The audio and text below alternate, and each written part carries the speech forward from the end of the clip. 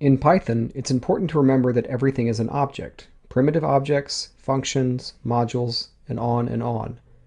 It's easy to see that when you start to explore even simple pieces of code.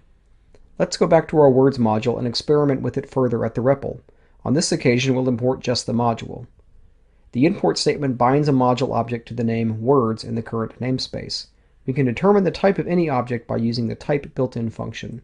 If we want to see the attributes of an object, we can use the dir built-in function in a Python interactive session to introspect an object. The dir function returns a sorted list of the module attributes, including the ones we defined, such as the function fetchWords, any imported names such as sys and URL open, and various special attributes delimited by double underscores, such as _name and _doc, which reveal the inner workings of Python. We can use the type function on any of these attributes to learn more about them. For instance, we can see that fetchWords is a function object.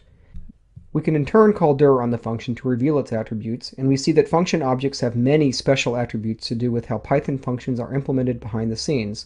For now, we'll just look at a couple of simple attributes.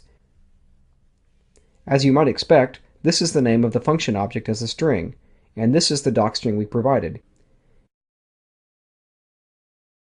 These give us some clues as to how the built-in help function might be implemented.